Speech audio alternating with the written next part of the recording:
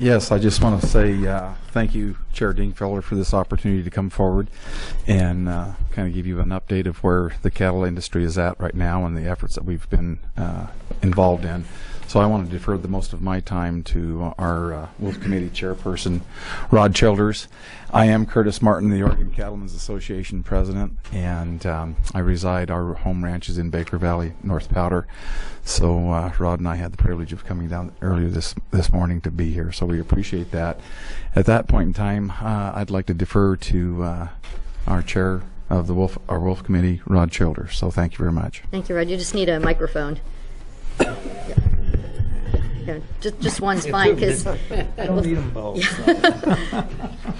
Thank you, Senator. I appreciate you holding this informational hearing and things. And I'm going to kind of do the same thing. I've got a short update here, but I want to defer quite a bit here to Doug Johnson. We've been involved in a wolf research, livestock interaction research study for 5 years now, and so we think he's got quite a bit of things that are important to say. And can you state your name for the record for folks listening on the over the internet? Yes, it's Rod Childers, and I'm from Wallowa County, and I am the Oregon Cattlemen's Wolf Committee Chairman. Thank you. So, and I think the thing that I kind of wanted to touch here, Russ has talked about the depredations and quite a few of our issues, and we're working closely with the agency and things to try to monitor and to prevent this from happening. But throughout the time since 2010, when we were notified that the wolves were in Wallowa County and things, we've done non-lethal activities. I think we started putting rag boxes out on some of the ranches close to Joseph, Oregon. They're within about 5-6 miles in the end of January. And since then, and things, the producers in that area, and there's well over 50 of them, that receive these text messages as they got the wolves collared there. We've got one producer that started, he was notified the wolves were there in March. He had depredations in May. And things on that. He was doing non-lethal. He's got a four-wheeler. His land's accessible there, kind of on the open prairie. He started going out at night. The ODFW gave him a receiver to use for the VHF collars and the GPS to try to locate, to move them off when he was notified they were in the area. He had a depredation that spring. Come 2011, and just kept right on with the non-lethal. Whether he put up the fladry also. He had 2 cows killed in February of 11 there, and then that spring, later in May, he had another one in a calf, and here just last month he lost another cow. And the non-lethal, and he's applied the rag boxes, the electric fencing, the range rider, anything that the agency has suggested. And I might add that Defenders was involved in non-lethal, and also paying for compensation on livestock in 2010 up until September of 11. And anything that was suggested, we've tried. We haven't turned our nose up at any of the non-lethal techniques. But the thing is that, as Mr. Morgan said, is that we keep having depredations. And now we're under the suit, the Cottony Act permits. They have been the people some of the guys that have seen them. I have not seen the wolves there. I've been out there a lot, but just haven't run onto them and things. They are very nocturnal, and so I think we need more than just non-lethal, and try to the compensation plan doesn't make you whole. The plan was to compensate for a livestock. It doesn't go for the extras and the mental and the just the flight, the conception rates on your herds, loss of weight and things like that. But I'd like to defer to Doug and let him go ahead and explain quite a bit of that. Thank you. Okay, Chair Dingfelter and committee. My name's Douglas Johnson, and I'm with Oregon State University. And we've been conducting some research in both Idaho and in Oregon for about the last 5 years.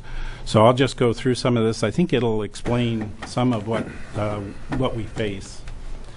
So one of the things that we've done is we've put GPS collars on livestock, and this is 10 collars. It's the positions. The little red dots are positions of those 10 collars. Every 5 minutes from the time they go out, they're turned out until the time they come back and they're gathered. And this just shows the movement of that herd across that area. This is the same area, and it's a close-up of an area that has had some depredation. And there were 15 confirmed or probable depredations here. What I've done is on the map I've put in black the major roadways. The roadway running through the center of this image is actually paved. And then the places where you see a cow image, that's a depredation site. There was a question earlier about the position of houses. These are occupied houses. These are houses which have people in them year-round. So some of the depredation occurs quite close to houses. You can see the scale at the bottom. In 2009, in this area, we collared a wolf, and this wolf was logged at 15-minute intervals. And his average travel distance on a daily basis was about 11.4 miles. This is over about 200 days. The occupied area for him was about 210 square miles. And what was interesting was that 3.1% of all his wolf positions was within 500 meters of a house. And that's only counting the houses that are in our study area. There may be other houses in this area, because it's quite extensive, that I don't know about that are occupied. One of the things we were interested in seeing is how far he could travel in 1 hour or 2 hours. And so in 1 hour of continuous movement, his maximum was 6.29 miles. In 2 hours of continuous movement, he went 8.39. So they have a prodigious ability to move. Because we had the GPS locations on cows at 5-minute intervals and on the wolf at 15-minute intervals, we could see the juxtaposition of these animals throughout the entire grazing season. And so there were 10 collared cows. At the end of the year, when they came back and we downloaded the data, because these are store-on-board collars, they don't broadcast positions. These animals all had interactions with that wolf at 500 meters, and the count is there. So there were actually a total of 783 encounters between cows and that wolf at 500 meters. If we went through and just looked at positions that were within 250 meters, there were 244. If we drop that down to 100 meters, there were 53 of those positions. And the animals that are marked with a star there and highlighted in blue actually came home without calves. So 2 out of the 10 animals lost their calves. They were not found, and so they were just registered as missing. One of the things that we were interested in doing is just looking at the interaction between these animals. And so I'm going to show you a little movie, and what this movie is of that same area. It's 29.45 miles across. The wolf is going to be down here in red, and the cows are actually orange dots that'll fade to white. So you'll be able to see the direction that the wolf moves and how the cows move in this, if I can find, there you go, in this little movie. So the wolf actually is on the den site down there. Now he's moving off of it. He came back to the den site. This is on July 2nd. You can see the date and the time. Although I have to warn you, the time is in universal time, so it's Greenwich Mean Time. You can see he's moved over. Actually, where he is now is in the calving pasture for the heifers. And so this particular ranch divides its heifers and has them calve in a separate area.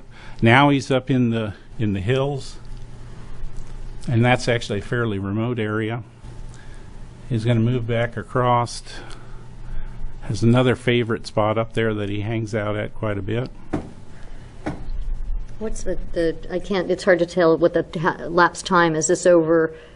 This is actually, now we're on the 5th of July. Yeah. And he's back at the den site. But if you noticed, he just went through that group of cows. Mm-hmm. So this is the first interaction. This is the first time when we've recorded him there. Now, see, the next day he goes back up to, or the next night actually, he goes back up to those cows. He was in the cows. Now he's cut back around. The thing to notice here is how far that wolf can travel. I mean, it's an amazing distance. Now he's back up to a favorite spot. He comes back across. He goes back down to the den site. And then this is on the 7th.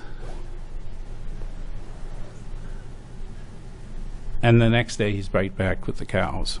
So what we've done actually is we've made these little movies for these about 10-day intervals throughout the year. But I guess the take-home message here is how far that animal can travel, how extensive that wolf movement is in relationship to those cows. And you can see now the cows have kind of spread out away from that wolf. Where he actually ends up here is a rendezvous site that the wolf pack used. This was one wolf out of a pack of 13.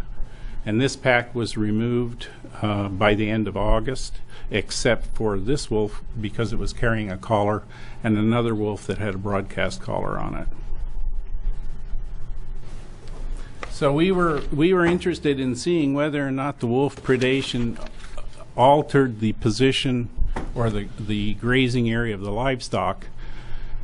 And so if you look up on the upper left-hand side, that's July 2008, and this is just the distribution of cow positions in July. The main ranch headquarters here and its pastures are identified with those black lines. So those are pastures on the home ranch. In 2009, which is heavy wolf presence here. 2008, I think they lost, well, actually I have the exact numbers, but they lost less than 5 animals to depredation. 2009, they lost 15 that were probable or confirmed, and they ended up having right around 65 head that were unaccounted for at the end of the grazing year, or the grazing season. So on that position in July, you can see the locations in red dots of that wolf, and then the yellow dots represent where the cattle were. So it appears that the presence of this wolf and this wolf pack have pushed these animals down towards the ranch. So in other words, I don't know whether those animals are going there because they assume that it's safer near the ranch, or whether they're just being pushed out of the area and they run up against fences, but that's where they end up. Then 2010, as I mentioned, 2009, that pack was removed. 2010, there was another relatively light year. I think they lost somewhere between 3 and 5 or 7 depredations that were confirmed. 2011 was again high. It was, I think, 15 or thereabouts. So we went from moderate wolf presence to heavy wolf presence, and in those heavy times, it appears that those animals, that the livestock are being pushed closer to the home ranch. And just to reiterate what Russ said, when you look at the activity, this is wolf B446. And this is the distance traveled per hour. And you can see he can travel any time of the day. This is averaged over the whole summer and fall. He can move at any time of the day, but most of his movement is taking place at night. I might also add that this is a pretty gutsy wolf because, as I said, they were removing this pack. They shot 4 wolves out of this pack, and within 24 hours he was within 500 meters of a house.